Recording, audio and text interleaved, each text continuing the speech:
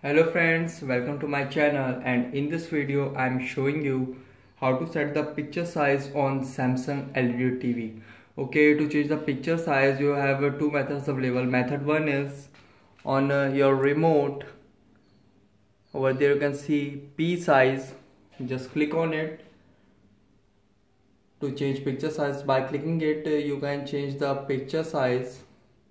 And method 2 is go to menu, and in menu in picture go to picture options, and in size of this just click on it to change the picture size.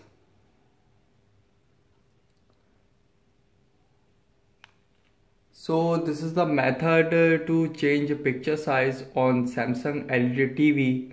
Thanks for watching. If you have any query, comment below in comment section. Please like, share, subscribe and click on bell icon for latest updates.